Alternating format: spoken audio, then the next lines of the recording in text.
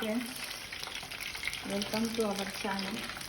ఇదేంటంటే మనం ఈరోజు ఏంటిది పచ్చి కొబ్బరితో పూర్ణాలు చేసుకుంటున్నాం ఫ్రెండ్స్.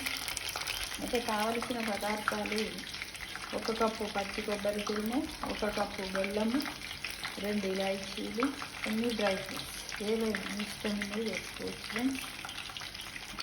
తర్వాత ఈ విధంగా పచ్చి కొబ్బరి బెల్లం వేసి కొంచెం పాలు వేసి ఉడికించుకొని ఈ విధంగా చేసుకొని ఉండల్లా వేసి పక్కన పెట్టుకోవాలి.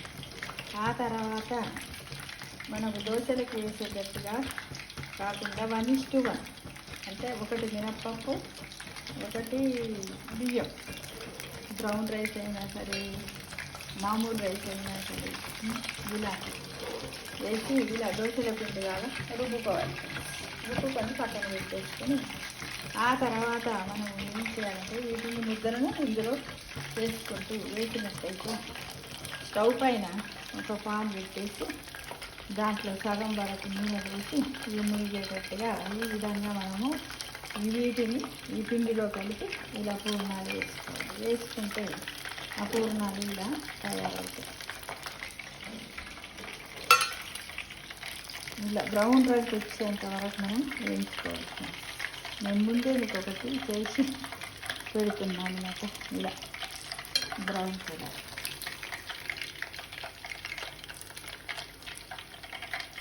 తినడానికి చాలా టేస్టీగా ఉంటుంది, ఫైబర్ ఉంటుంది,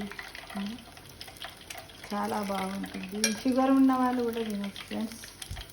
ఇది మంచి హెల్దీ డైట్ అన్నమాట. హెల్దీ డైట్ ఎందుకంటే అప్పుడప్పుడు కొంచెం స్నాక్ లాగా కూడా తినచ్చు. దీన్ని చేసి మనం ఇంట్లో పెట్టుకుంటే ఎవరైనా ఫ్రెండ్స్ వచ్చినప్పుడు కూడా దీనికి ఏంటంటే గోధుమ పిండి కొంచెం రవ్వ 2 వేసి కూడా కలిపి దాంట్లో కూడా ముంచేస్తే కూడా బాగానే ఉంటుంది. మైదా పిండి అంత ఆరోగ్యానికి మంచిది కాదు కదా ఫ్రెండ్స్. అలా ఇప్పుడు మళ్ళీ నేను మీకు ఒకటి చూపిస్తాను ఎలా ముంచుకుంటూ వేయాలా అనేది. నేను మీకు ఇప్పుడు చూపిస్తాను ఫ్రెండ్స్. ఇది ఇలా పక్కన పెట్టేసుకుందాం. తయారైంది. ఇప్పుడు ఎలా వేస్తున్నా చూడండి. దీన్ని ఇలా పెట్టేసి చేత్తో వెళ్ళాలి. ఇలా వేసేయాలి. ఇది ఆయిల్ బాగా కాగిన తర్వాత దాన్ని స్విమ్ చేసుకొని అప్పుడు మనము వీటిని ఈ పూర్ణాలను ఇలా వేసేయాలి. ఇలా చూస్తున్నారు ఫ్రెండ్స్. ఇదే మన బొటన వేలు మీదుగా వేసినట్టయితే ఇంకా ఎక్కువ పిండి పడకుండా ఉంటుంది. మళ్ళీ ఇదంతా కూడా కవర్ కావాలి. ఇది ఎందుకంటే కొంచెం ఓలైనా కూడా అది బయటకు వచ్చే నూనెలో మాడిపోతూ ఉంటుంది అన్నమాట. ఈ విధంగా మనం కనీసం ఒక సంవత్సరంలో 2-3 సార్లు కానీ నెలలో ఒకసారి కానీ వీలున్న వారి ఇష్టం వారి అభిరుచులను బట్టి చేసుకోవచ్చు. బాగుంటుంది. పిల్లలు కూడా ఇష్టంగా తింటారు. మనం కూడా కొంచెం వెరైటీగా పూర్ణాలు తిన్నట్టుగా ఉంటుంది. ఇదే పూర్ణాలను కూడా ఇదేంటంటే పచ్చి కొబ్బరి బెల్లంతో పూర్ణాలు.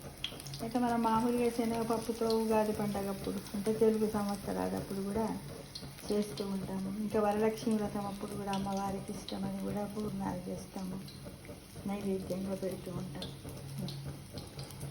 ఇది ఏంటంటే మన ఇంట్లో కొబ్బరికాయలు పెట్టినప్పుడు వేస్ట్ పోకుండా ఎన్నో రకాలు చేసుకుంటాం. కొబ్బరి వాటితో పచ్చడి వేసుకోవడం, బోండాలు, ఆ కోడి కూడా వేసుకుంటుంది కొబ్బరి తురుముతో. ఈ కొబ్బరి తురుముతో కూడా ఇలా రకరకాలుగా చేసుకుంటాం ఫ్రెండ్స్.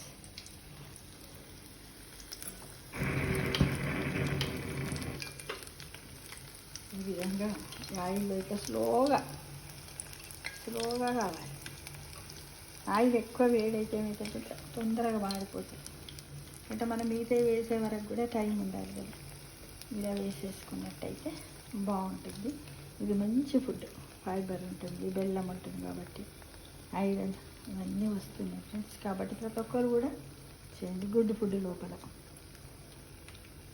ఎవ్రీడే అని కాకుండా అప్పుడప్పుడు మనం అవసరం అనుకుంటే మనం ఇట్లా 1:1 అని కాకుండా దోశల పిండి ఉన్నప్పుడు కూడా మనం చేసుకోవచ్చు. మనకు అందుబాటులో పచ్చి కొబ్బరి ఉన్నప్పుడు కూడా చేసుకుంటే బాగుంటుంది. ఇలా వెరైటీగా ఎందుకంటే ఉన్నాడు కదా మన శరీరంలో ఉన్నటువంటి అవినీతి అంటే గదే లంచగొండి అవయవం ఏది చెప్పండి ఫ్రెండ్స్. ఇది మీ అందరికి కూడా ఒక జీకే క్వశ్చన్ లాగా చెప్తున్నాను. చెప్పండి, మన శరీరంలో ఉన్నటువంటి అతి లంచగొండి అవయవం ఏది? ఎప్పుడు కావాలి కావాలి అంటే మంచంలాగా ఎప్పుడు టేస్టీ ఫుడ్ కావాలని కోరుకుంటూ ఉంటుంది. అది ఏంటది ఒక్కసారి చెప్పండి, చెప్పి కామెంట్ బాక్స్లో పెట్టండి. ఇగో ఈ విధంగా ఇలా వచ్చిందా ఫ్రెండ్స్.